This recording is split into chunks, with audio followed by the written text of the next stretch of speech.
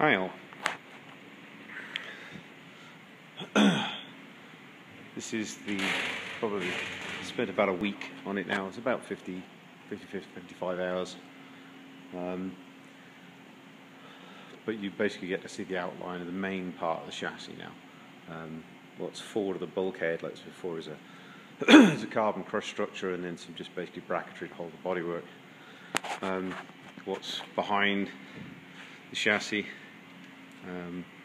there'll be 3 bars, one connected through this hole here, another one connected through this rock, and then there'll be another one that'll go through there. Those 3 bars will come down to the gearbox stroke engine adapter, and that'll be pretty much it, the back of the chassis.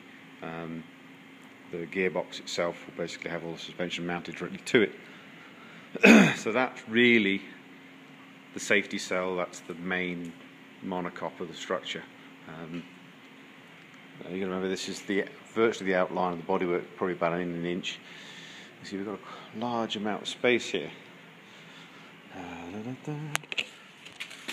Roughly about probably 17 inches plus before we get to the bodywork. So there are basically 2 frames that come off of here.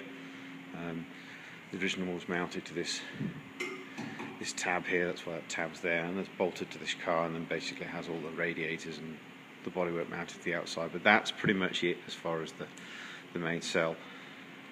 The usualness of the lifted floor at the front. Lifted floor at the front, it's not even a tongue twister, is it? The usual shape there has found a few other unusual things that I wasn't expecting. So today it was kind of came up with this part of the chassis here is actually parallel to the floor, so I needed a parallel surface obviously to mount the pedal box. That makes a nice platform to weld to, or to mount to, sorry.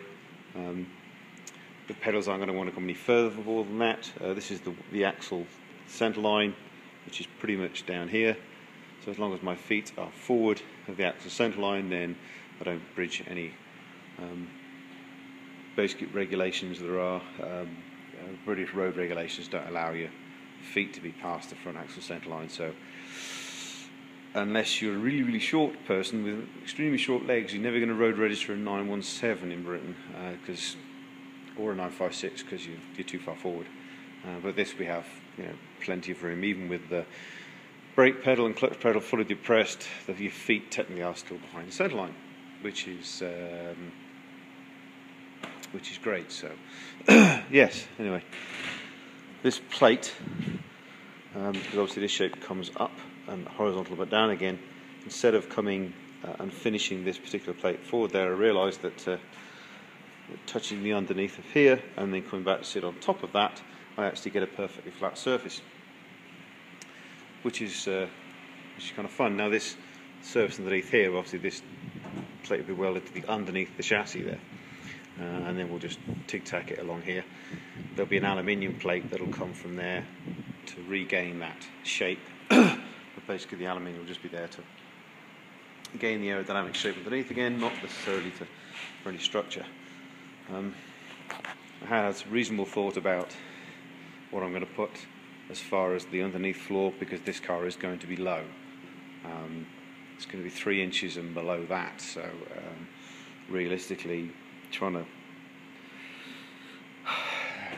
hate using steel all underneath the floor, but it is safer, and with a car that's another inch or so lower, I just think I'd be better off building a steel floor from basically all the way to the front, all the way under the driver and passenger, and then I'll use a steel plate instead of an aluminium plate underneath the fuel tank, just to be on the safe side. So if something does hit it, yes, it's probably going to bend the floor in. It's going to be a bit of a bitch to cut out and redo, but it's sooner better off bending the steel floor than making its way underneath the car.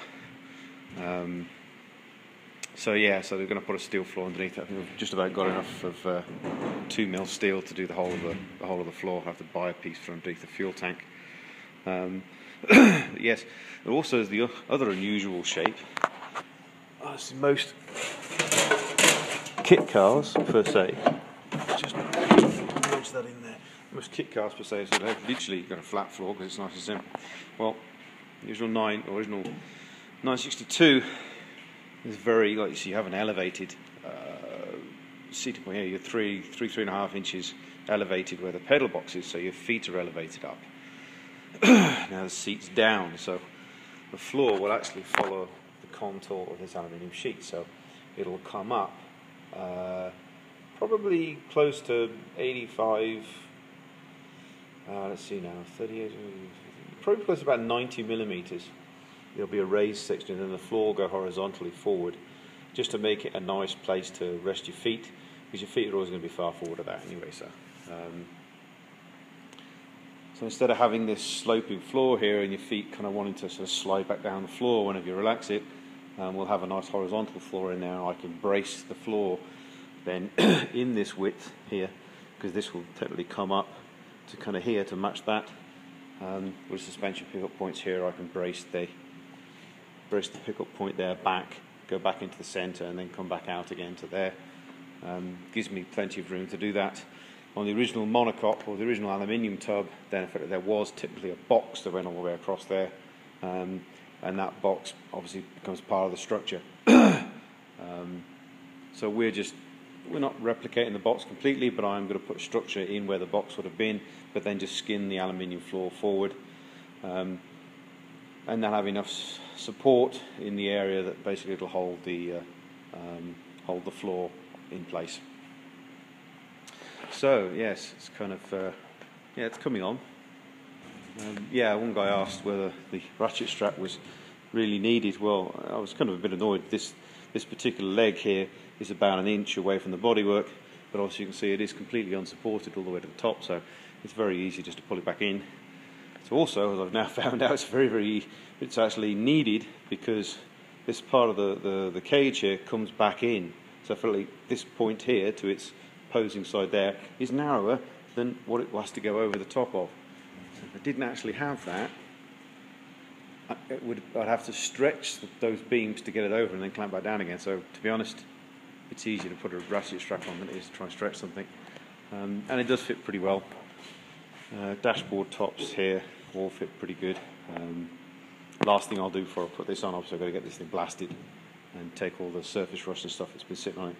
But then I'm going to put some plates, basically, where I don't want to put the aluminium cover skin on top of this. I want to butt up to it. So we'll weld all this on where it meets everything. But in these places here and around there, then basically I want a steel piece to extend, so I can weld all the way around this.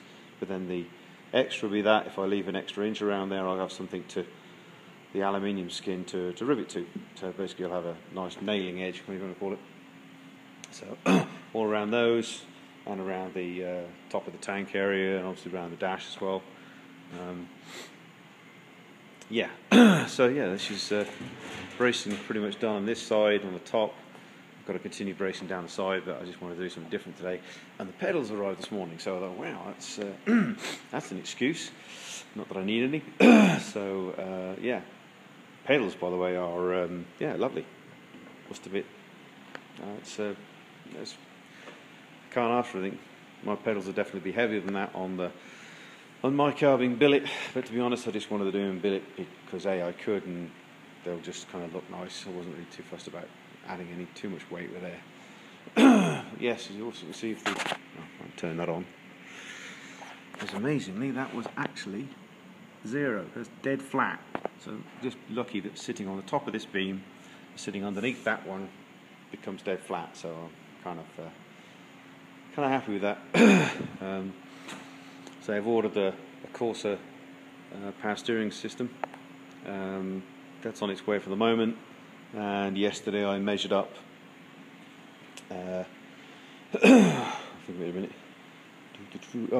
Yesterday I measured up for the heater unit. I tried to fit my heater unit into it, the slightly larger one. But to be honest, because the whole frame is narrowed, before I put all the diagonals in, made sure I got enough room, and to be honest, it just gets so close to the dash. Now we'll just go for the normal slimline unit, which pretty much every other mid-engine kit car company probably uses. So we'll just go back to that basic slimline, because basically it goes from like 9.5 inches to the slimline's only 5.25, so it basically gives you a lot more room. And obviously I've lost room. Well, it looks taller to the top of the dash. I've actually lost room here. You know, I've lost over nearly 4 inches in height for there, so I don't want something too much in the way. So yeah, we'll go for a standard slimline unit. So yeah, we're pretty much there. So 50. I've got 3 or 4 hours in this morning. About 54 hours so far. Obviously, I didn't do the cage we bought. But yeah, you're looking at a fair amount of money so far. Anyway, there you go. It's the first real kind of video on the 962 chassis. Pretty happy, really. It's taken me less than a calendar week really to do most of the work on that. Yeah, I could have quite easily done it in 4 days. So, and a lot of stuff doing on the fly, obviously, because this is the first one. Didn't want to try and make any mistakes that I could. So, last thing, I hate trying to do things twice. Eventuality, there'll be something that I'll always have to alter, but at the moment it looks pretty happy with it. So, anyway, I'll send you the video at the next stage. Bye.